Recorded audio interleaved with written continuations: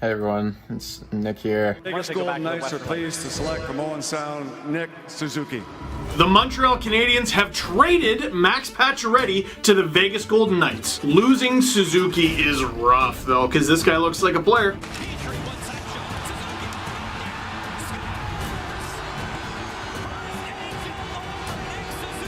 Now I'm looking at a guy in Nick Suzuki that plays in every situation, makes everybody around him better, but this guy's got some kind of drive to his game. Hello guys, welcome back. My name is Nathan and today we are going to be talking about the 12 players drafted before Nick Suzuki in the 2017 NHL entry draft.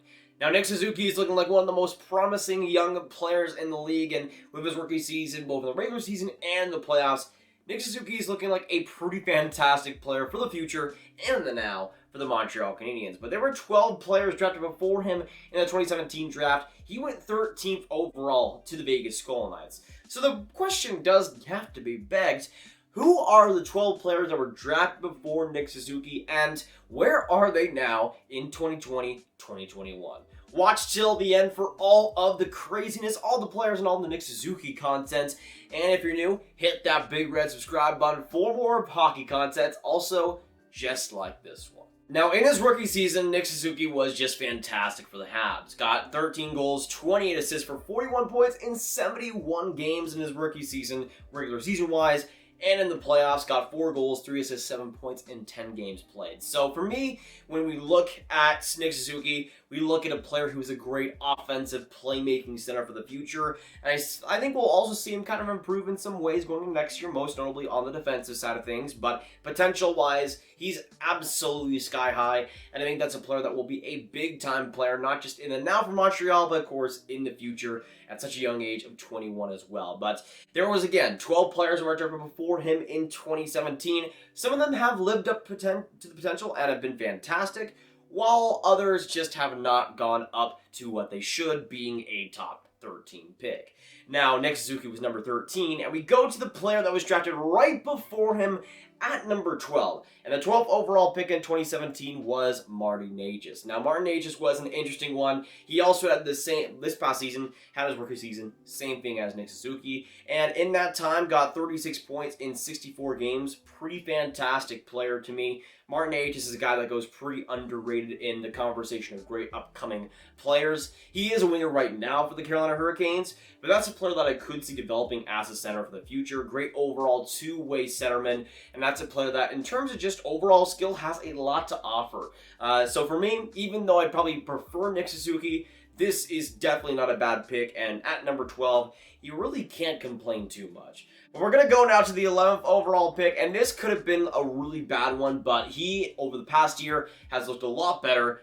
The LA Kings selected Gabriel Vilardi. Now, Gabriel Vilardi, in just the 10 games to end the 2020 season, got 7 points, 3 goals, 4 assists. And just a year ago, Gabriel Vilardi was looked at as a guy that, with his back problems, could have just serious, almost career-threatening injuries on his hands. But since then, especially with the Ontario reign, was just fantastic. And he got that recent stint with the LA Kings in the back half of the season, and it was just fantastic for them. I mean, I was able to watch a couple of those games, and he looked great. I think that's a player that has really turned his tide around, has turned around his fate, and I'm really excited for what Gabriel Vilardi can bring.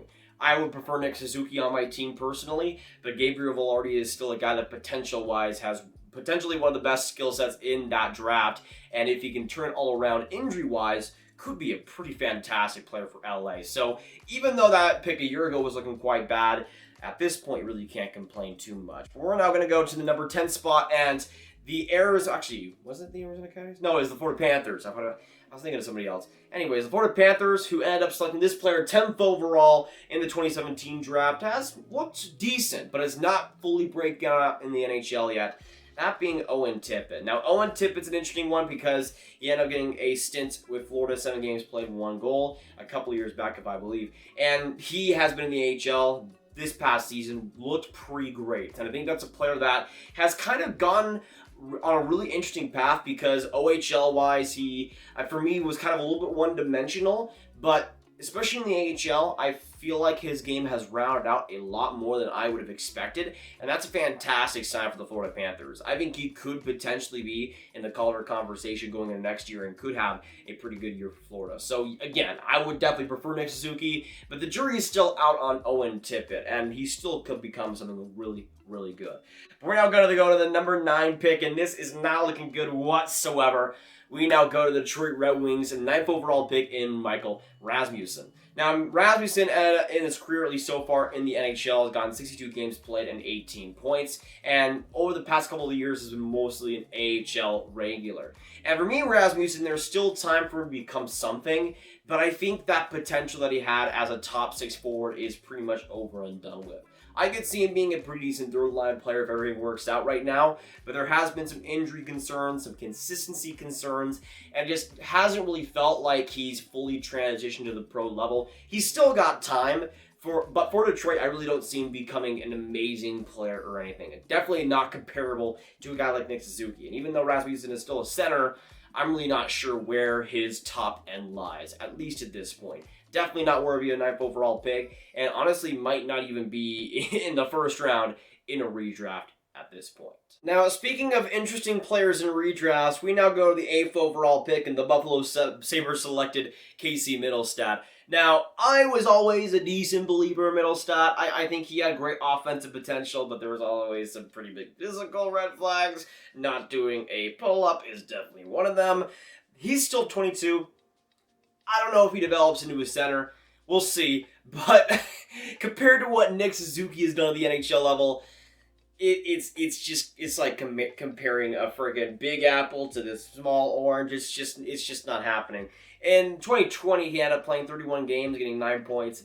He was not good. He was kind of just all right. Was kind of just there. We'll see what happens. He's been good in the AHL thus far, but just like Rasmussen has not fully developed into what he could be. I think Mittelstadt always had more potential than Rasmussen, but the clock is ticking. The clock is ticking, Casey. It's got to happen in the next couple of years, and especially this year with the expansion draft looming. I think Buffalo is also waiting for it to happen. Then going on to the 7th overall pick, and as we said before, the 2017 draft is kind of wacky. The 7th overall pick, the New York Rangers selected Swedish forward Elias Andersson, and it's crazy how things change, folks. I mean, Lias Andersson was a guy that was looking like one of the better picks of the 2017 draft, and a pretty okay steal at the time, and he's turned to a player that was traded for a 2nd round pick, and Will Cooley at that. I think he, of course, now he's on the LA Kings. I forgot to mention that. He's a player that I still think has potential offensively, but there was always a little bit of concerns with his maturity. I gave him time, but it's 22. Again, the clock is ticking. He's been pretty all right in Sweden so far, so we'll see what happens. It's obvious he needed more time, and I think the LA Kings have a pretty great development system, so we'll see what happens, but so far, not looking so good, and definitely looking like one of the bigger busts we've seen just in recent memory, not even in that 2017 draft, so especially as a pretty decent Rangers fan, I'm not liking it too much, not gonna lie. Then we go on to a player that is not going to bust, at least in my opinion. We now go to Vegas Golden Knights draftee in Cody Glass. Now, of course, the Vegas Golden Knights selected 13th overall Nick Suzuki, but Cody Glass was their first draft pick ever, and so far is still looking pretty great. Now, this past season, in 2020, played 39 games and got 12 points, 21 years of age. He's a player that I think still has enormous potential in the NHL, and I think this next year is a big indicator of where he'll lie in his NHL career too, but Nick Suzuki so far has been a lot better, I still think. Cody Glass, though, I still will give a lot of time to. He is still looking fantastic. I think, again, his offensive potential is there. If he's able to stay healthy, which, again, with that last name is very ironic, I think that's a player that will be fantastic and offensively will be a great center for Vegas in the future. And then going on to the 5th overall pick, I mean, it's Elias Pettersson of the Vancouver Canucks. I mean, I like Nick Suzuki. I mean, I'm making this whole video about him, but yeah, I think Elias Pettersson is a little bit better personally. This past season got 66 points in 68 games, but I really don't think that touches the iceberg of, 1, what Pettersson can accomplish, and 2, how good he actually is right now. I think overall, he's already one of the best centers in the NHL, already one of the best young players in the NHL, and I mean, I've talked about it so much on this channel. The Vancouver Canucks had themselves a steal at number 5, and to me, even though Makar is great, even though Heiskanen is great, to me, he's no doubt the best player in this draft. At least right now, so far, and where they stand right now, Pettersson is an absolute beast, and definitely 5th overall. That was an alright pick. But how does Nick Suzuki compare to the top 4 picks? Well, let's get into it. Starting at the 4th overall pick, the Colorado Avalanche selected Cale Makar. Now, Cale Makar got 50 points in 57 games, of course, as defenseman, won the Calder Trophy, even though Quinn Hughes should have won it. Do not at me. To me, Cale Makar, though, still an amazing young defenseman, especially on the offensive side of things.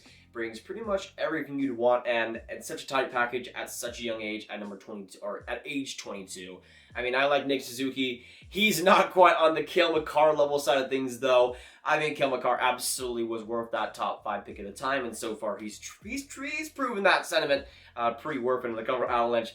Definitely appreciate that too. Then going on to the 3rd overall pick, of course, as a Dallas Stars fan, you know he's my boy, Miro Heiskanen. He was the 3rd overall pick by the Dallas Stars in 2017. I think would probably be at that spot again.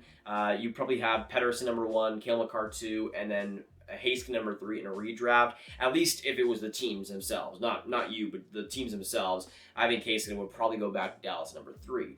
But I think Heiskanen, I mean, I've said him, I've talked about him a bunch on this channel. Fantastically underrated defenseman. Great on the offensive side of things too, but he isn't really used in that way too much. When you have a guy like John Klingberg, that kind of factors it in. To me, Heiskanen, though, is one of the best defenders already in the NHL at such a young age, and a player that absolutely deserved to be picked that high. But then we go to the top 2 picks, and this is where it gets interesting. At the 2nd overall pick, the Philadelphia Flyers selected Nolan Patrick. And here's the thing. All the health issues he's gone through have been so sad to see. And he still has a lot of potential, I think.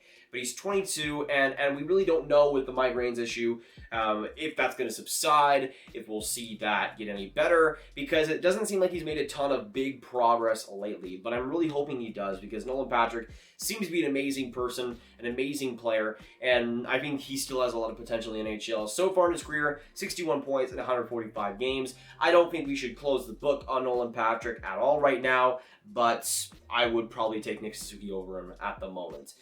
In the future, depends on his health, but at the moment, Nick Suzuki, I would say, is the better player. But then we go to the 1st overall pick, and the New Jersey Devils, of course, selected Nico Hischier, the Swiss stud. Last year got 36 points in 58 games played for the Devils, and Hischier is a guy that I don't think would go 1st overall now, but still I think is worth a top 5 pick in a redraft. It just depends because, again, New Jersey doesn't have as much to work with as the Montreal Canadiens do, so I think that affects points-wise what you're seeing. But I think Hischier versus Suzuki is an interesting debate because I think Hischier has the potential to be better overall. I think he still has a lot of work to do, but they're kind of in the same overall position where offensively they're more on that side of things. Hischier, though, I think will be better defensively in the future. But Suzuki is an awesome player, too. I think it's you could go either way, but Nick Suzuki and Nico Hischier, 2 fantastic players.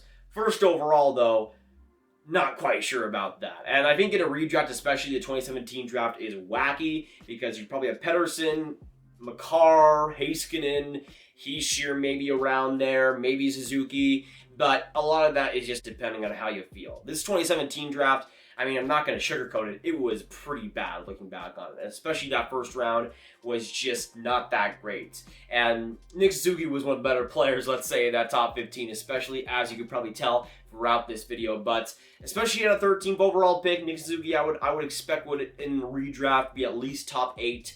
That's a player that's been so good for Montreal in just his rookie season. I think the sky is the limit for a guy like that offensively. And I think you see it throughout this video that he is one of the best players already in this draft. And going into the future, I think we'll definitely look back on that 13th overall pick by Vegas. I mean, it's pretty great for Montreal, pretty great for Vegas. They get Max Pacioretty. I think everybody wins in this situation besides a lot of the teams that did not pick him. And he went 13th overall. So not too bad for Montreal. Ended up working out for them quite well. But for a team like New York who picked Lias Andersson, not looking too great, I must say.